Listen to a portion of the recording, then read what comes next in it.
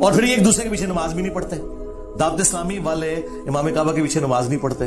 جو امام کعبہ کے پیچھے نماز نہیں پڑھتے, مسجد نبی کے امام کے پیچھے نماز نہیں پڑھتے, وہ آپ کو نماز کی دعوت دے رہے ہیں تو وہ اپنی نماز اور اپنے فرقے کی نماز کی دعوت دے رہے ہیں, اسلام کی نماز کی. ہاں بالکل. اگر کسی بندے کی قراءت ٹھیک نہیں, یعنی وہ قرآن صحیح نہیں پڑھ سکتا, اس کے پیچھے نماز ہو جائے گی؟ بولے نہیں, اس کے پیچھے تو نماز نہیں ہوگی. تو میں ایک سادہ بات کہنے لگا ہوں, سارا سمجھ آ جانا چاہیے. جس کا قرآن ٹھیک نہیں ہے, جب اس کے پیچھے نماز نہیں ہوتی, تو جس کا ایمان ٹھیک نہیں ہے اس کے پیچھے ہماری نماز کیسے ہو جائے گی؟ کیا کہنے ہیں علامہ صاحب. بات دراصل یہ نہیں کہ کس کے پیچھے نماز پڑھنی, بات یہ کہ جو مصلی پر کھڑا ہے نا, آپ نے دیکھنا اس کا عقیدہ بھی درست ہے کہ نہیں ہے. جی جی جی جی جی. میں آپ کو اس سے بھی ایک سادہ مثال دے دیتا ہوں. دیکھیے ہم پیچھے کھڑے ہیں, ہم نے کہا پیچھے سے امام کے اللہ اکبر. بھائی جو مصلی پہ کھڑا ہے حضرت, وہ بھی تو دیکھو نا, یہ کس امام کے پیچھے ہے؟ آیا کہ یزید کو امام کہنے والا ہے یا حسین کو امام کہنے والا ہے؟ کیا کہنے, اس بات کو سمجھو نا. حالانکہ جب حضرت امام حسین کو ہم امام کہتے ہیں تو ہم بیچ میں صحابہ کرام علیہم رضوان کا لحاظ بھی رکھتے ہیں, یہ یاد رکھنا. لیکن میں نے ایک اشارہ دیا ہے. آقا کریم علیہ السلام نے ارشاد فرمایا, ان اللہ اختارنی واختار علی اصحابی واختار علی منہم اربعہ.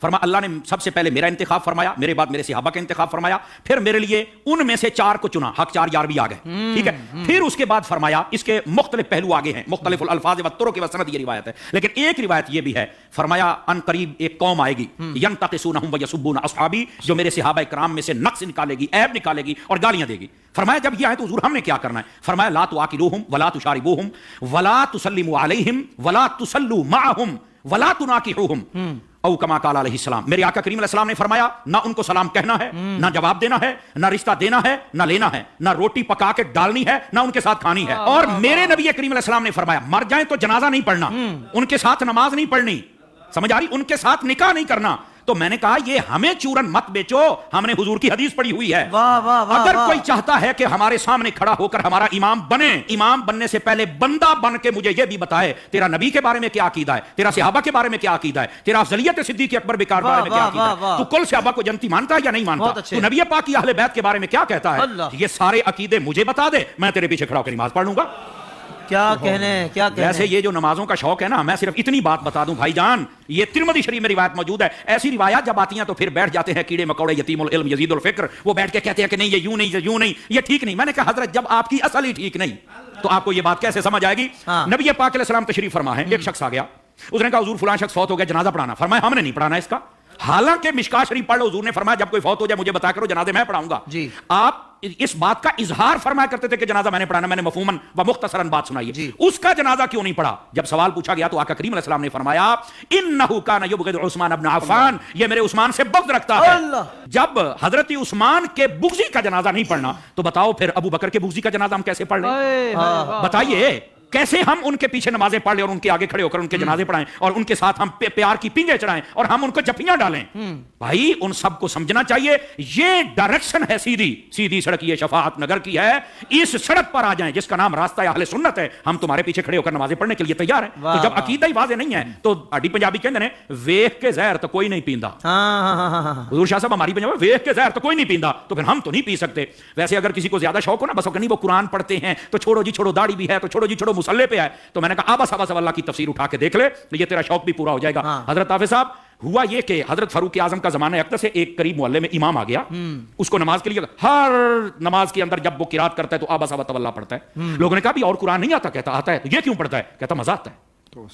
اچھا, انہوں نے کہا ذرا حضرت فاروق اعظم کی خدمت میں لے کے چلے. حضرت فاروق اعظم کو بتا, آپ نے طلب فرما لیا, واقعہ لمبا ہے, آپ نے طلب فرما لیا. آپ نے جب طلب فرمایا تو آپ نے کہا کیوں پڑھتا ہے؟ کہتا ہے مجھے نا اصل میں مزہ آتا ہے, اس لیے کہ اس میں معاذ اللہ اس کی سوچ دیکھو, پڑھ سب کچھ رہ گیا لیکن سوچ دیکھو اس کی. اس نے کہا جی بات یہ ہے کہ اللہ نے اپنے حبیب کو یہاں جھڑکی پلائی ہے تو مجھے بڑا مزہ آتا ہے. استغفر اللہ, یہ خارجیانہ سوچ تھی. سمجھ آ رہی ہے میری بات کی؟ یہ توہین کی سوچ تھی. یہ کامل و اکمل لوگوں کا یہ شیوہ ہی نہیں ہوتا. اور ایسی جو ہمارے سامنے مثالیں ہوتی ہیں نا, وہ ہمیں سمجھنے کے لیے مثالیں ہوتی ہیں, اور پھر ایسے لوگوں کا حشر کیا وہ بھی سننا ذرا.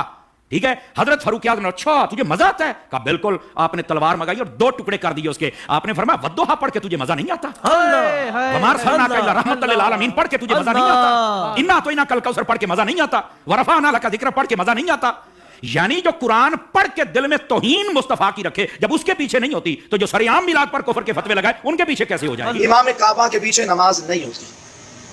کوئی کہے کہ بھائی وہ کعبے کا امام ہے, اب اس کے پیچھے بھی نماز نہیں ہوگی, اگر وہ غلط ہوگا تو پھر اللہ تعالیٰ نے اس کو کعبے کا مصلی, کیونکہ یہ پرانے کسی پٹے سرازات ان کے جوابات علماء بارہا دے چکے ہیں کہ بھائی معاملہ یہ ہے کہ کسی بھی جگہ پر قابض ہو جانا اہل حق ہونے کی علامت نہیں.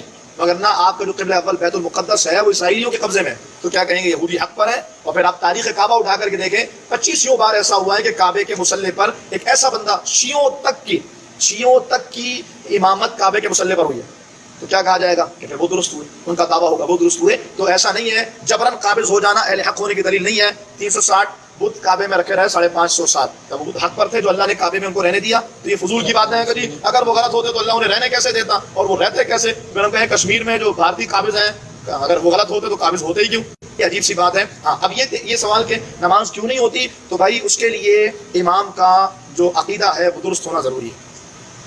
और इमाम का अकीदा दुरुस्त कैसे है, मैं आपसे सिंपल सी बात, मैं उन अकायद की तरफ नहीं जा रहा, सिर्फ बात करूँगा।